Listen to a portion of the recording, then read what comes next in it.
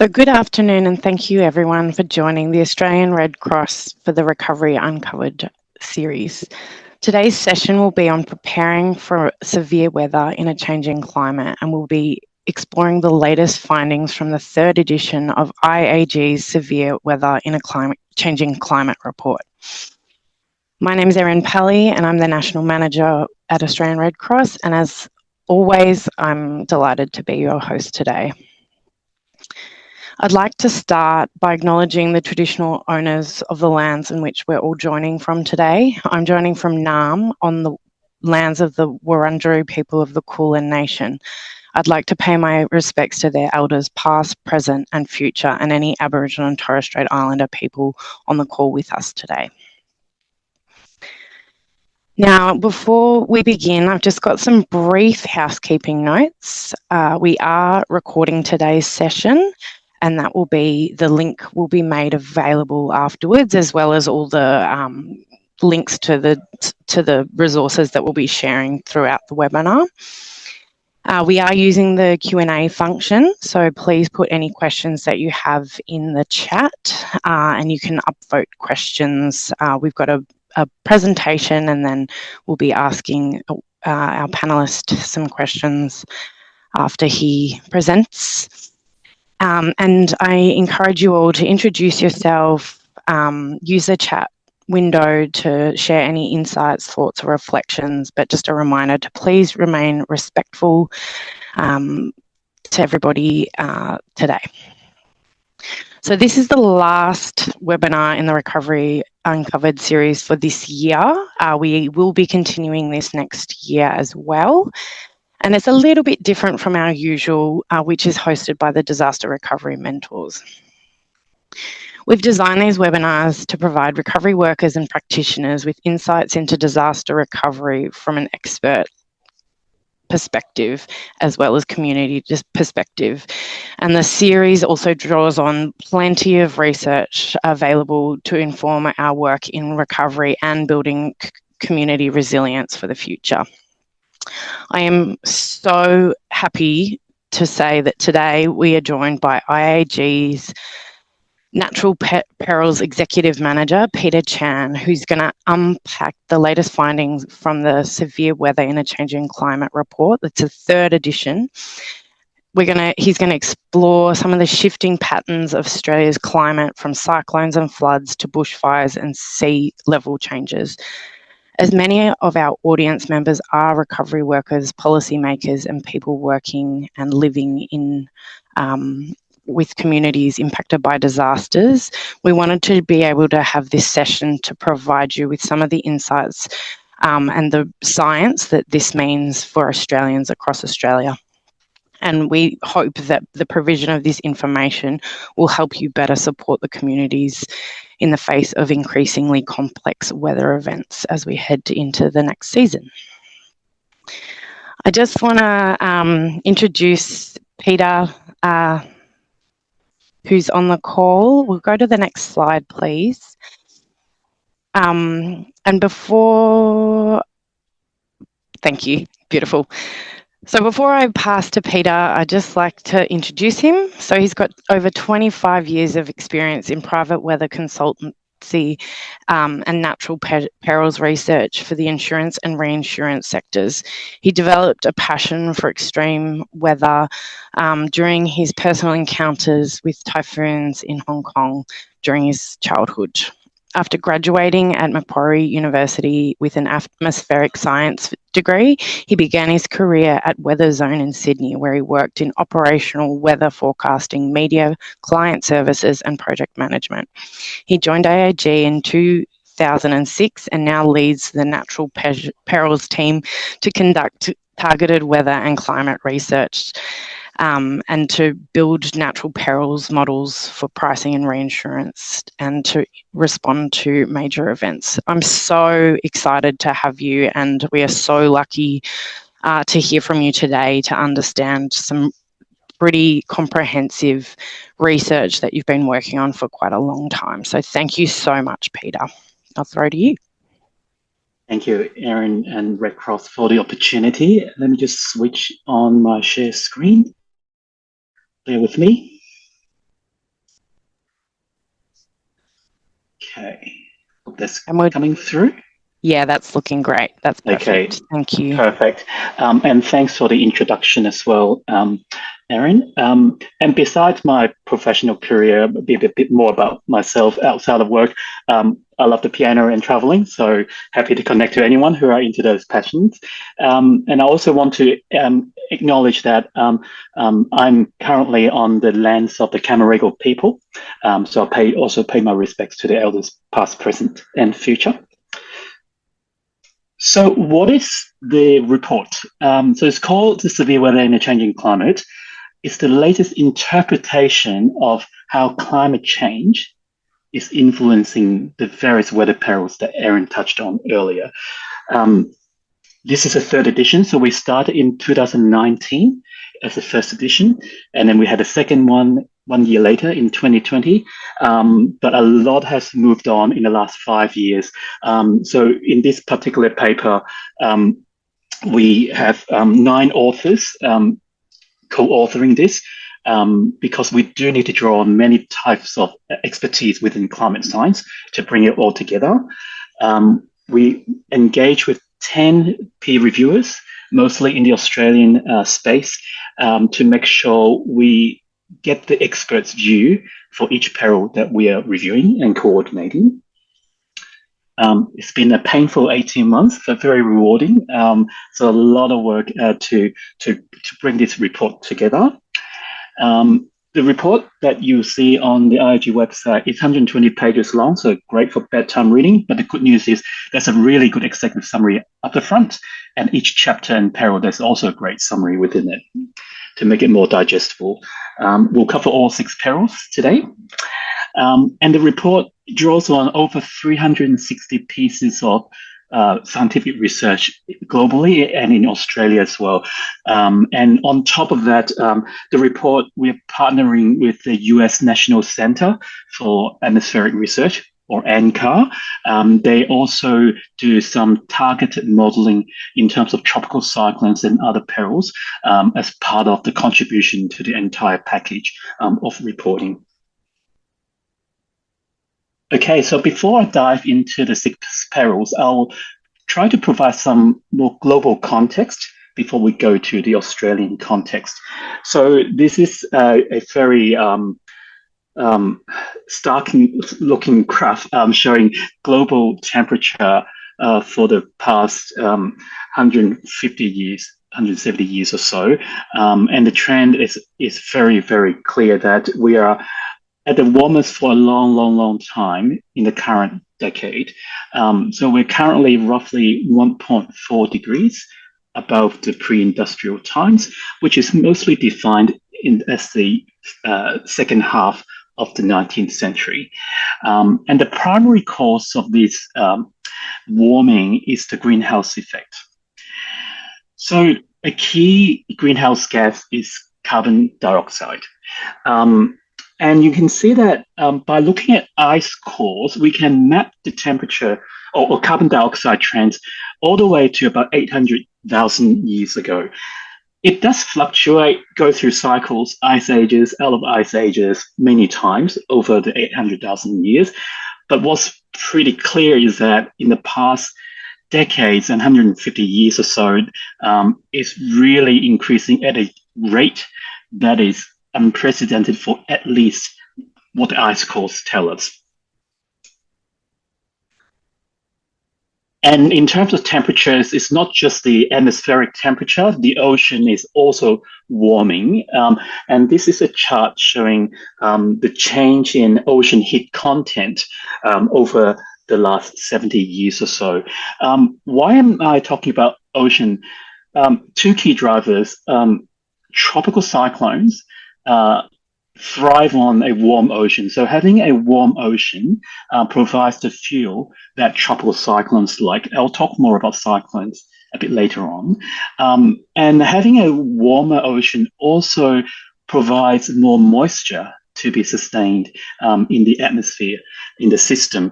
And moisture is an extremely important ingredient, of course, for weather systems that generate heavy rainfall, for example. And what does this all mean? So I think there's no better example than to use a sponge to depict what does the atmosphere look like in a warmer world that is more moist. So on the left-hand side is the pre-industrial sponge. And when we have 3 degrees of warming, we're not there yet, but we may get there in the future. The sponge is about 22.5% larger. So what that means is a larger sponge is thirstier, so it can actually hold more moisture in the atmosphere, causing worsening droughts. But when the conditions are right in the atmosphere, it's like squeezing the sponge in bursts. And because the sponge is holding more water in the atmosphere, it rains heavier when it rains. So this basically tells us a warming climate has a tendency to drive more volatility. And I love this AI generated image. It basically say it's going to be a wetter and drier future. So more swings between dries and wets. So I will now talk about the 6 weather perils that the report looks into for the Australian context: cyclones, storms, heavy rain, flooding, bushfires, sea level rise, and mid-latitude lows.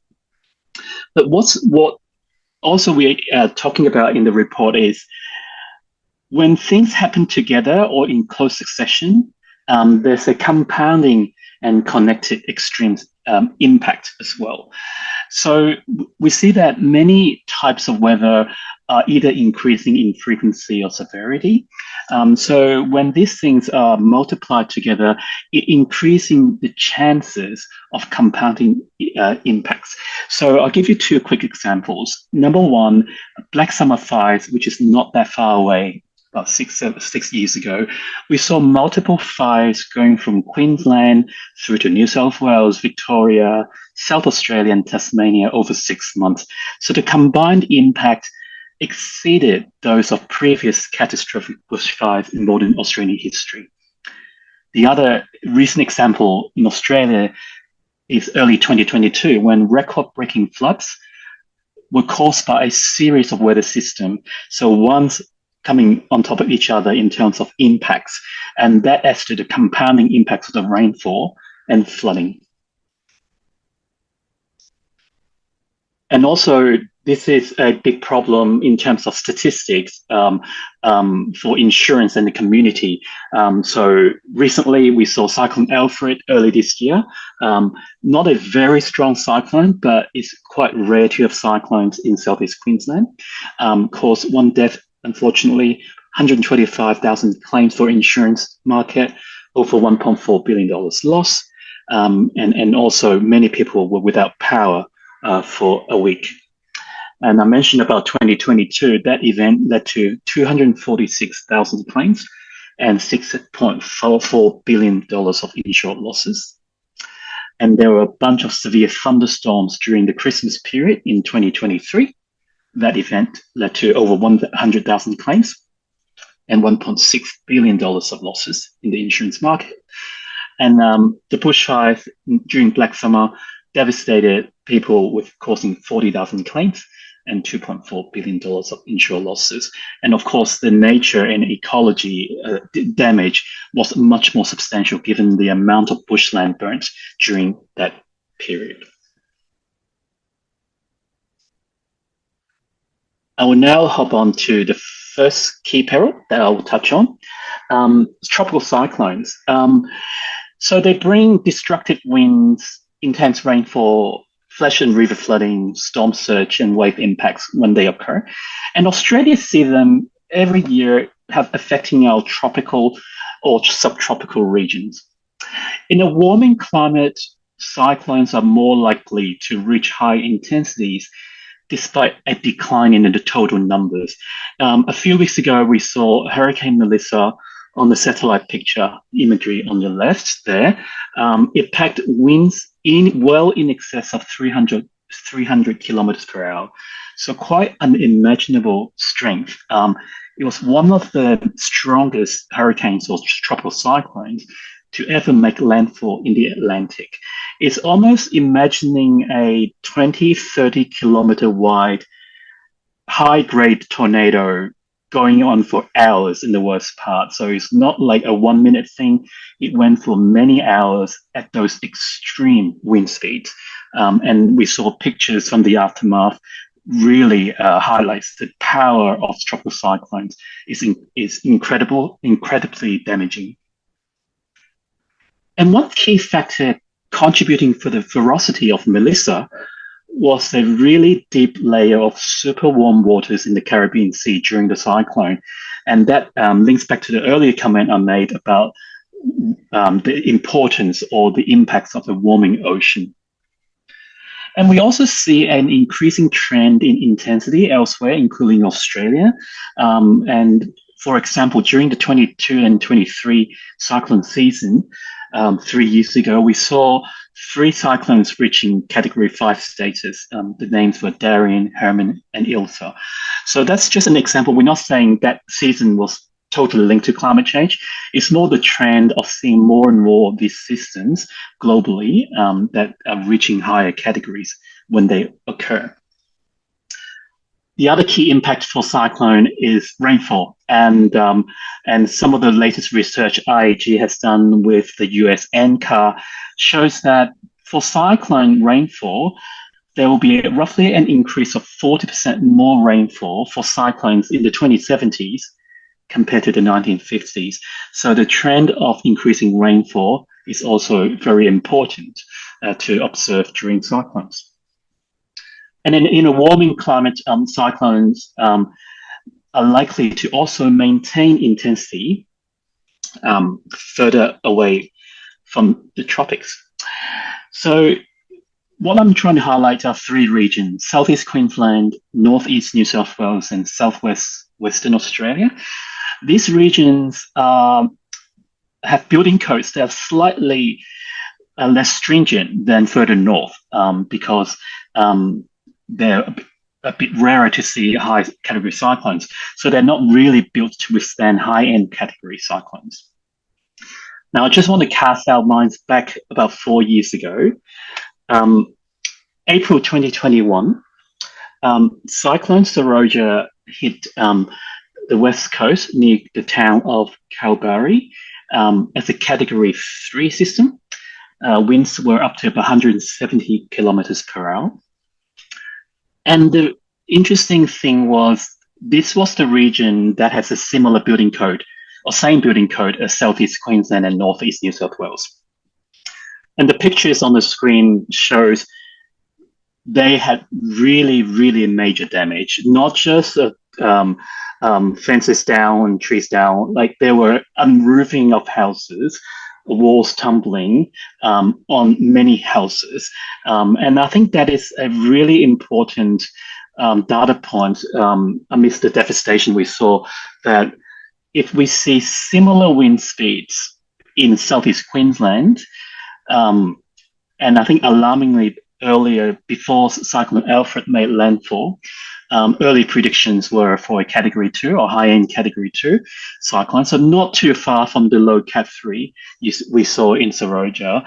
Those are what the engineers and the responders were fearing, that the scale of devastation saw in Kalbarri could have played out in a pretty big way in Southeast Queensland, given the many times of exposure, the number of houses and people in Southeast Queensland and North South Wales. So thankfully, the Alfred decided to weaken quite a bit before making the final landfall. So the wind impact in the end for Alfred was a lot less than what we saw in Kalbarri.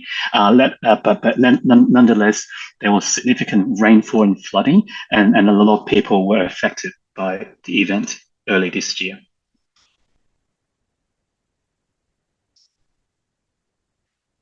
The next peril I'll talk about is severe convective storms, or thunderstorms, as we commonly hear it. They are amongst the most frequent and damaging weather phenomena in Australia. They can produce extreme localized wind gusts, large to giant hail, and short duration heavy rainfall. And in some cases, we can see tornadoes. So against people's belief, tornadoes do occur in Australia. They are not as rare as people think. But of course, a lot of them are not reported if they hit the rural or uninhabited areas. So we saw quite a few intense thunderstorms in the past few weeks. So this is one of the examples from the 1st of November.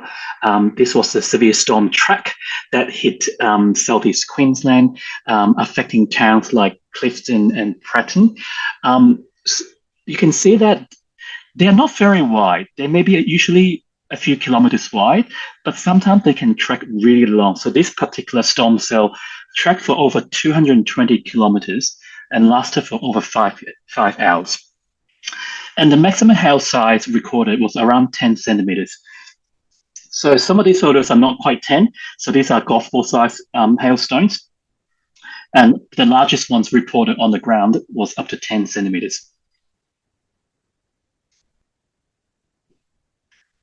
And just casting our lens back to the insurance lens, for the 6 capital cities on the screen, the most expensive natural disasters were related to severe convective storms with giant hail.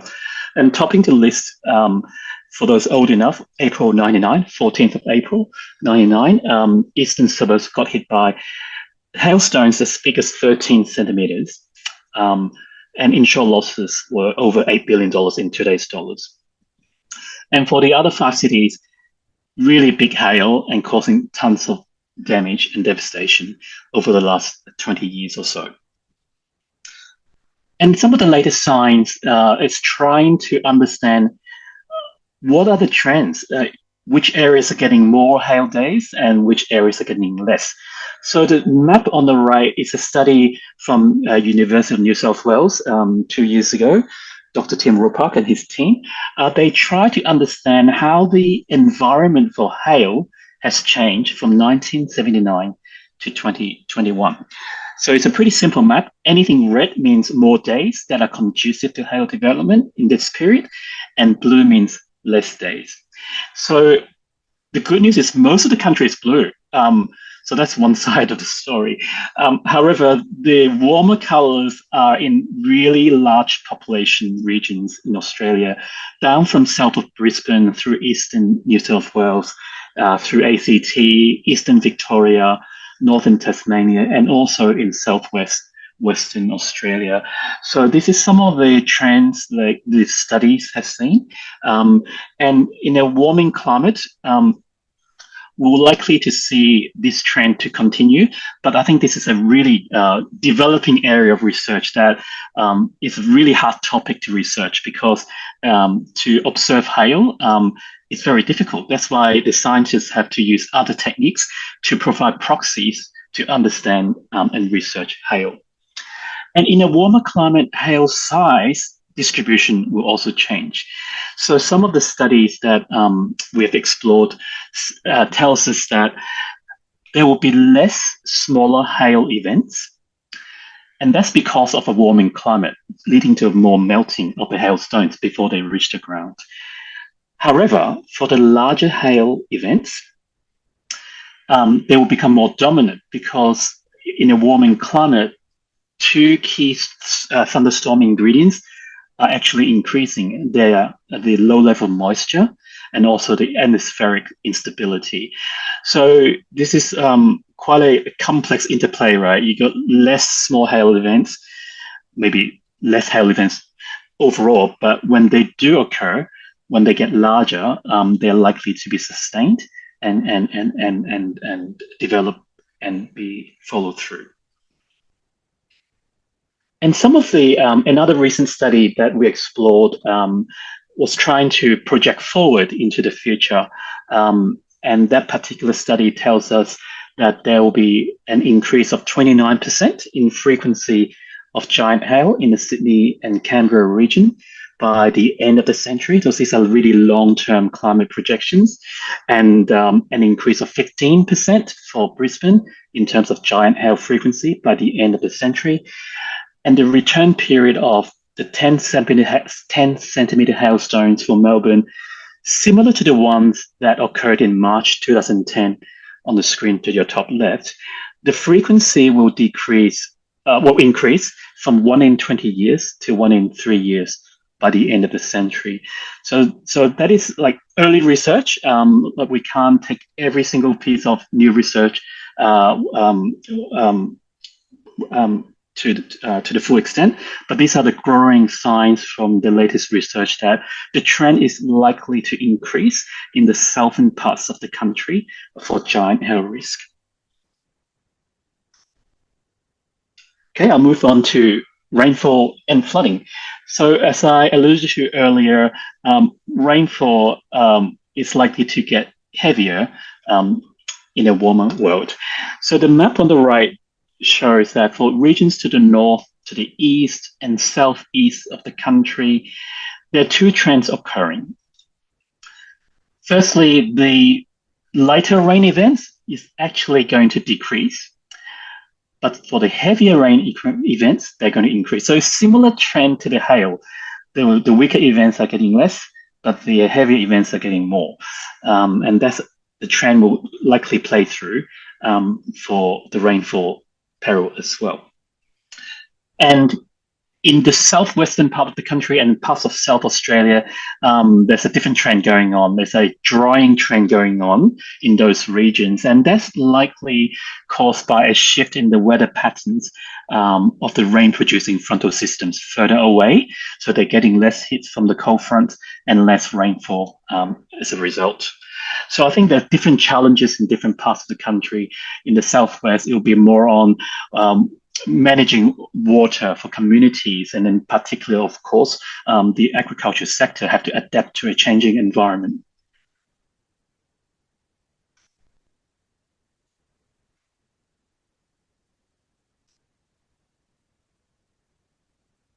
Extreme fire weather conditions and bushfire extents and fire damage, they've all increased quite a lot in the past decades. And one thing that I will start with is the frequency of extreme fire weather and also the length of fire seasons. A research recently shows that the frequency of these two items have increased by about 50% since the 1970s. So the practical impacts of such a behavior is that there's less time in the traditional quieter seasons to do fuel management. So it just adds to the complexity of fire management. And when fires occur, they are starting to burn in areas that are not traditionally burnable areas. So like Queensland rainforest, for example, we've seen fires in recent years that have had very few fires, if many fires at all, in some regions. So that changes the landscape into things like firefighting preparedness and community readiness in responding to perils that they have not seen in their lifetime or in history. And some of the recent major fires, like the Black Summer fires in Australia, and the 2025 LA fires early this year, there are a few things that we've observed. For example, fires can spread overnight, when in the past fires may be easier to control during the cooler times of the day. But when the conditions are ripe and intense, fires can keep spreading strongly during the nighttime, during a multi-days of extreme fire weather. And sometimes when the fire is intense enough, they can form thunderstorms. They're called fire-generated thunderstorms, or pyro-CB for the meteorologists, from the intense heat of the bushfires. And they cause really difficult local conditions by driving very erratic wind shifts. And because they're thunderstorms, they can generate lightning and sometimes fire tornadoes. So winds and further spotting of new fires from the lightning can provide a lot of additional challenges for the community's firefighting. And we saw about 38 of such fire-generated thunderstorms during the Black Summer New Year period. And I think for bushfire risk, we do expect the fire weather frequency, the fire intensity, and also the dryness of vegetation to continue the increasing trend as the world keeps warming in the coming decades.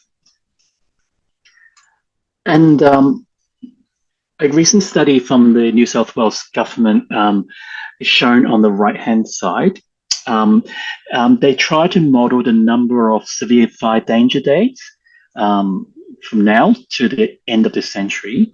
And the summary is for New South Wales as a whole, we do expect a doubling of the number of severe fire danger days, comparing 1990 to 2000, comparing 2090 from earlier part of this century. And some regions in the state are likely to see even a tripling of the number of occurrence of fire danger days.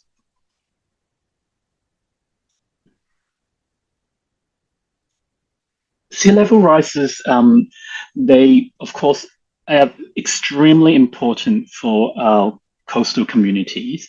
And the science tells us the level of sea level rises are accelerating in the recent decades. And relative to the benchmark period of 1995 to 2014, we do expect the sea level to be 26 centimeters or 0.26 meters higher by 2050, and 0.83 meters higher on average by 2100. And the right-hand side shows a number of climate scenario projections. So the IPCC, the global body collating climate change research and publication, have a few emission scenarios. But regardless of whether we are keeping a low emission or high emission scenario, because the ocean is very slow to respond, the warming is really baked in for the coming decades at a minimum, regardless of what we do, because of the slow response of the ocean. So I think that's something very important to bear in mind. Even if we cut carbon globally now, the ocean doesn't respond instantly. It takes time, some decades or more, to really recalibrate itself. So I think these are some of the longer term impacts that we need to be aware of as we move forward. And I think for really vulnerable low-lying communities, we do already see some high tide flooding at times in the current world. So that trend will continue into the future, that there'll be more of these flooding events into the future, even during calm weather. And the study tells us historically 1 in 100 year flooding events will become as frequent as every 1 to 5 years by 2050. So the impacts will vary. Of course, not everyone lives on the coast or near a storm surge or flooding areas, but for the low-lying communities, the impacts will range from your commuter inconvenience to, of course, flooding and damaging properties and houses, especially during weather systems like East Coast lows and tropical cyclones. That's when the water levels are much higher than during your normal days. And that's when the compounding effect of a higher baseline and the chance of extreme weather coming at the same time, those are the times that we will likely see really major impacts to those communities. And East Coast lows are absolutely not foreign to where I am in Sydney and a lot of people on the East Coast. They do create a lot of damage. In insurance terms, they can cause up to $6 billion damage from the 2022 events. A few interesting trends I want to point out with East Coast low. The total number of East Coast lows, it has been decreasing, and it will likely to decrease. So that's the good news part, that there'll be less. On the flip side, rainfall, as I said earlier, it was likely going to be more intense in a warmer world. And that will mean flooding risk and also storm surge and coastal erosions are likely to be compounding, especially with the rising sea levels. So to summarize, the perils of heavy rainfall, flash flooding, bushfire risk, they are perhaps escalating at a faster pace compared to the other perils. Tropical cyclones are becoming fewer, but stronger when they occur and bring more rain. And I highlighted earlier that the risk is perhaps rising most in areas such as southeast Queensland and northeast New South Wales and southwest Western Australia. But the key point is they don't see a lot of cyclones, so they're coming from a very low baseline. But given the environment evolving, the risk is escalating at a fastest pace as a proportion. There will likely to be fewer small hail events, but the atmosphere will support more larger and giant hailstorms, especially over the southern parts of Australia. And sea level rise has been accelerating, and this will become a bigger problem as the acceleration continues into the middle to latter part of the century, when the baseline shifts by like quarter to half to 3/4 of a meters above the current levels. And I think the report really highlights the need for further research and collaboration, because this is absolutely not an IAG problem or insurance problem. It's a community problem. It's a government problem. It's a multi-sector problem. So we do need more collaboration, sharing data, coordinating, targeting really important topics that are still yet to be researched. It's not going to work if we don't think about how to build more resilient homes. So influencing building code and improving the resilience and cost effectiveness of building materials is absolutely important. And IAG has been an advocate of these measures for a long time, because we may not be able to change the weather, but we can be smarter in how we build and where we build. And land planning, of course, we need to stop putting homes in harm's way where possible. That's a very difficult topic, of course, for homes that are already built. And there has been, of course, many research and papers on how to manage, how to adapt, and sometimes in extreme cases, relocation may be the only option for very targeted communities. And I think those are the solutions as we head into a more challenging world. But I think I should also emphasize that most of the risks that I talked about, most people may not even notice, because we see storms now, we see cyclones now. So if it happens more often, it's not going to shift many people's daily lifestyle. But of course, we know that for certain perils like flooding, storm surge, and bushfire, they have really extreme acute impact on those communities, and those are the more concerning regions that need to be really focusing on the actions I've shown on the screen. So with that, that concludes my presentation, and I'll stop sharing the screen and throw it back to Erin.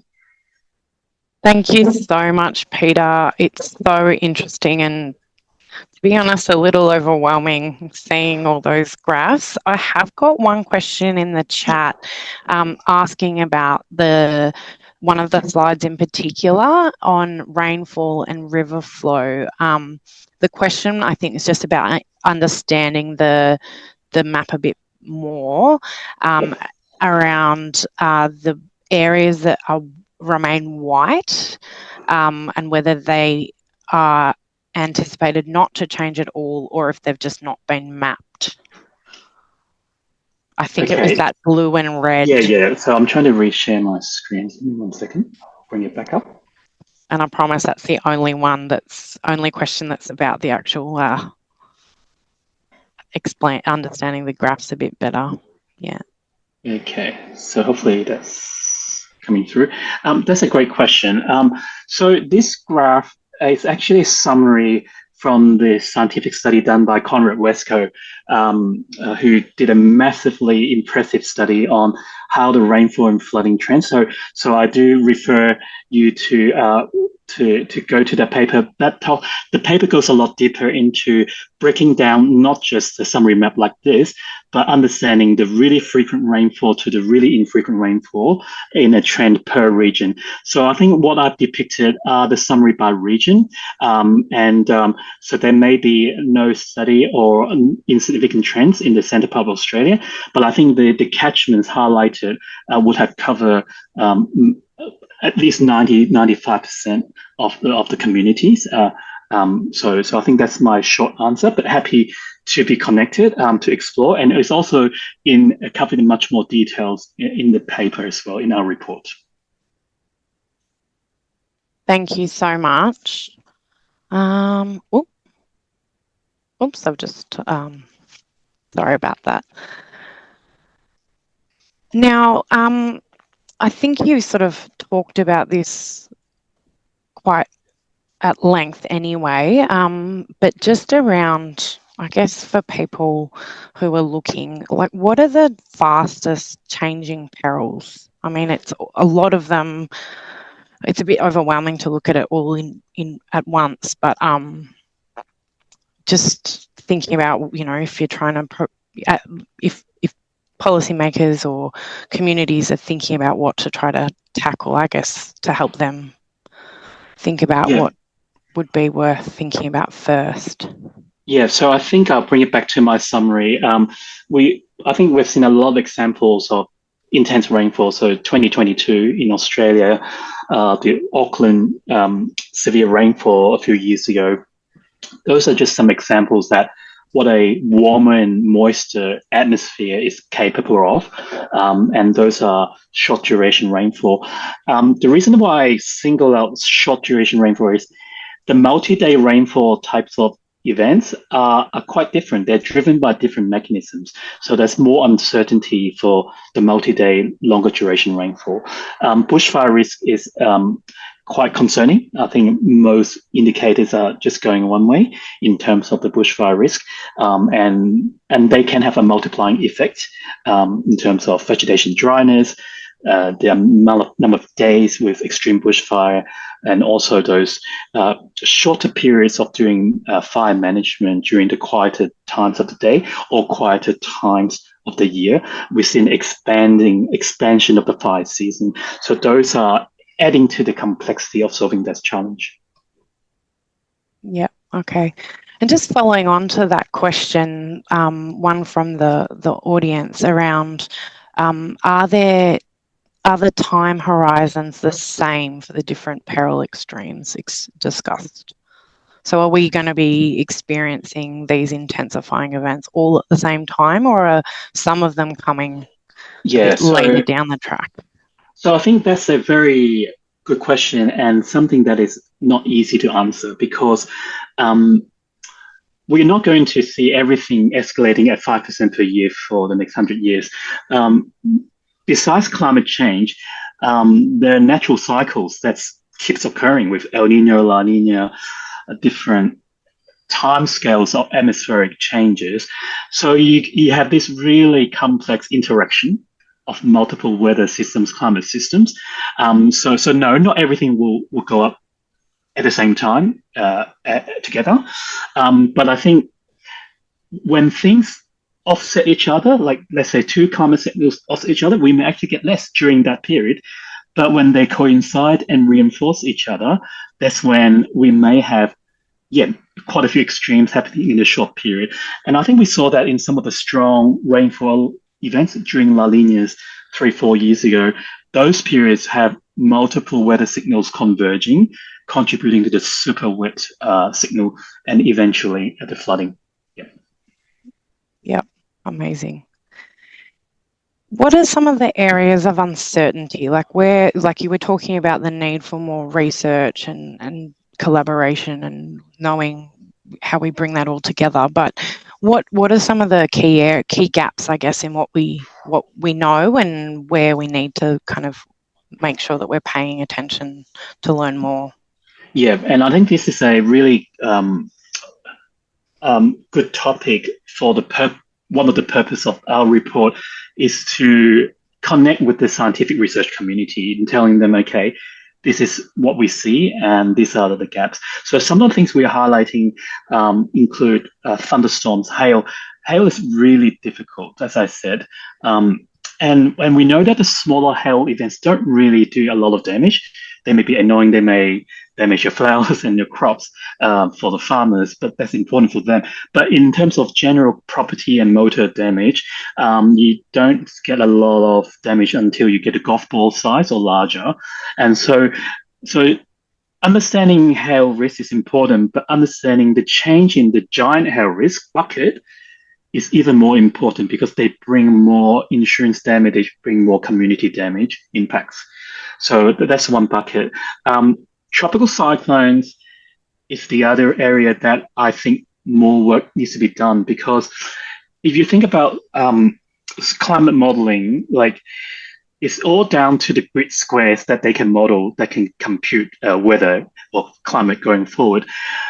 Cyclones are not that big, so they may be hard to pick up in the climate model. So the climate models may or may not pick up every single cyclone that they model in the system. So I'm getting a bit technical, but in general, we need more advanced and higher resolution modeling to give us more certainty in some of the trends we're predicting for cyclones. Yeah, and I thought some of those images that about the cyclone in Kalbarri, Cyclone Saroja, were very interesting. I know I worked in that area in community recovery over there, and I just totally understand where you're coming from with the devastation that caused, and it is comparatively a much smaller population.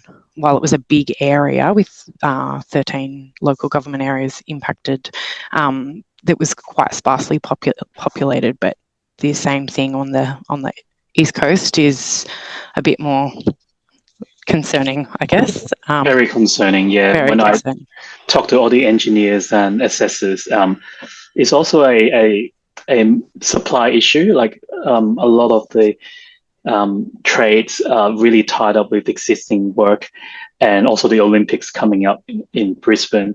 So we have a really, really major event in Southeast Queensland, it's going to be a challenge from a resource perspective in rebuilding. Yeah, and we saw that already in WA around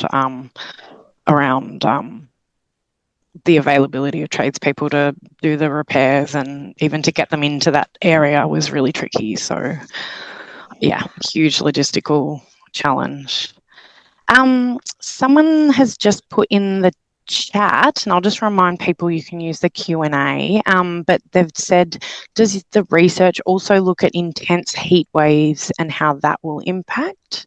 I know you were talking about the fire danger, but was there anything that was looking at actual just what would be thought of as a heat wave? Yeah, so the report focuses on the weather perils that lead to insurance losses. So because we are general insurer, we don't. But I think the great work from the government, the National Climate Risk Assessment that was launched only a month or so ago, their piece of work is much wider. That goes on to health impacts and social impacts, environmental nature impacts. So I think there will likely be a lot of coverage there. But yeah, our report is more geared towards the extremes that lead to insurance impacts. Yeah. And where are you most worried about? What parts of the country are you most concerned about? I think it's back to where we were talking about. I think Southeast Queensland, Northern New South Wales, given the population size and also the change in population, like I think there's a lot of development occurred in past decades. They have seen cyclones. So back in the 50s, there was a Gold Coast cyclone that was very strong, category 3 roughly. So cyclones have happened in the region, but when it was a lot less populated. So I think that's why it's tricky to articulate the message. We're not saying we haven't seen cyclones in the region. It's just that the chance of seeing a cyclone is increasing, and increasing risk is also due to the change in demographics and population size. Yeah, absolutely. I've got one last question, and I can also see someone's put in the chat about what can individuals and communities do, which I'll get to in a minute, because I just want to ask a few more questions about the science. But I guess, how does this report relate to the government's climate risk assessment that's been released recently? Yeah, so as mentioned earlier, the assessment is a single framework that are used by many parts of government's work in physical risks to social, environmental, economic, and health in every aspects. The interesting and good news is our findings, which is based on similar scientists used by their report, are very consistent in the high level messages. There are some nuances in some interpretation of certain aspects, but by and large, the science are really aligned. But just that our report is more focused on insurance extremes. Yeah. Thank you so much. And that question in the chat made me really think about, really, it's quite overwhelming to look at all this information. And I know I work with communities who've been impacted by disasters. I know we have our community resilience teams and our Ready Communities programs at Australian Red Cross, which are looking at what people and communities can do to come together to mitigate these things. So I think it's really interesting that you talked about collaboration and the need for all of us to do this, to work on this together. I think it can be quite, I'm going to say, as scary, looking at some of that information in the science, and what the predictions are. So I think I'm definitely keen to talk a little bit about collaboration and how we can do that together and do that before disasters hit. So how civil society, business, government, etc., can all come together to make sure that we're making our communities more resilient for future impacts. I've got a couple of slides I want to get to because we've only got 8 minutes. So thank you so much, Peter. Really awesome to hear your speech, your talk today. We'll just get it into presentation mode, please. Thank you. So I guess looking at all those data points around some pretty concerning information there, I think what I wanted to really talk about is what we know works and what we know helps. And so thinking about how we as recovery resilience workers, policymakers, volunteers, I can see there's people from all around the country and internationally who have joined today. So I think that's a really important part of getting together, is understanding what the risks actually are. And I'll talk a little bit about kind of the individual and community stuff that we see in a minute. I just though want to talk about at system level kind of discussions, the things that we know work. And so there's 2 reports that I think really highlight the protective factors and the things that kind of influence the way people cope with disasters. So that's the Beyond Bushfires study that looked at mental health and wellbeing after the Black Saturday bushfires in 2009. And so that's a 10-year study. It's the longest in Australia. It's incredible. And a lot of the findings that they had from that research of people who went through pretty significant events where there was loss of life as well as property, and quite a pivotal moment in emergency management in Australia, was that people with social connections and increased social capital and social cohesion were the most, that is the most defining part of what we as people and communities can do, is that when we're looking out for each other and making sure that we're looking out for our neighbours, etc., that we are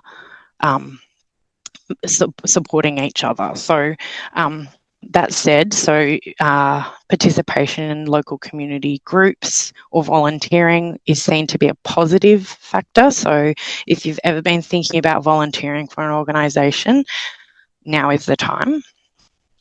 But they did associate that any more than involvement with more than 3 groups as being detrimental to people's mental health. So just I think the stress of making it to all the meetings and all the coordinating that's needed to do that sort of thing.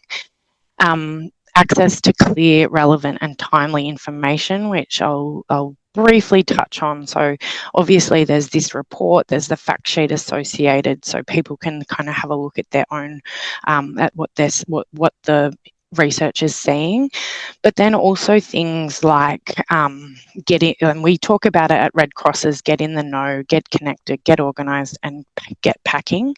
And so in terms of the getting in the know, getting your head around what's in this report, but also making sure that you're getting your information from good sources of providing really timely and accurate information. So things like the ABC is the emergency broadcaster in Australia, across Australia. Look on your local council website, the Bureau of Meteorology, and then your relevant state and territory emergency management and recovery agencies, so that you're keeping like up to date information. The next part that we talk about in our emergency ready sessions is getting connected. So we know that people who have more social connections, who know more people in their communities, recover better from disasters. Communities in general who have higher social cohesion and social capital, so that's the ties and the bonds between people and each other, family groups, neighbourhoods, and then decision makers and policy makers. So if you've been needing to go and borrow that cup of sugar or offer to take your neighbour's bin out, now's the time to do it. For us, recovery practitioners and policymakers, looking at our roles and responsibilities before a disaster hits. So I know people have been doing the planning, etc., for this sort of thing. It also really helps. And then getting organised. So you can use the emergency ready workshops and the Ready Plan booklet. You can download the Ready Plan app, the Get Prepared Act, which I think is in the chat now. And we'll be sending all this to everyone who participated today. And that has some really practical and handy hints for how to cope with a disaster and what action you can take to mitigate some of the impacts of disasters. And it goes through a real comprehensive guidance, and there's lots of prompts for people and individuals and families. So that's a really useful guide. And it also guides you through getting packing. So the things that you might have that you can pull together if you need to evacuate in a short amount of time. We'll go to the next slide. I think that's the last one. So there's sort of a few things we've talked about, and that's social capital, increasing the social connections that we have. As Peter said, increasing the amount of research and land use planning and things that we can do to make our properties more resilient, as well as getting in the know, getting connected, getting organised and getting packing. So things you can do if you're feeling a bit like this is all a bit overwhelming is download either the the Ready Plan or the Get Prepared app. You could host a emergency ready workshop. There's the wellbeing toolkit that looks at practical things we can do to look after ourselves and those around us. You can organise to have one of the Red Cross pillowcase sessions at your local school. I would read the Recovery Capital Guide that talks about the things that influence community level recovery. Get involved in your community. introduce yourself to someone new, and for us in the sector, look at how we can strengthen collaboration, work together and make sure our roles are really clear before we get into the season, understand how to work together about this sort of thing, and how we can plan for some pretty challenging things. So I really thank everyone for making the time. We're right on time. So thank you so much for all to join today. We will send out all the resources that we've talked about today as a follow-up email. And I think if we can think about different ways that we can all be working together to support community level resilience and coming up with plans for both us as individuals or as families or communities, that will go a long way to kind of looking at how we can do some of the really big things that can feel really out of our control. So thank you again, everybody. Thank you so much, Peter, for making the time to present today. And we really appreciate you coming and sharing the science that you've been working on. 360 peer-reviewed pieces of information. So really appreciate you making the time and sharing this so that everybody can get in the know. And thank you all. That's all we've got time for today. So thanks so much for making the time. Stay safe.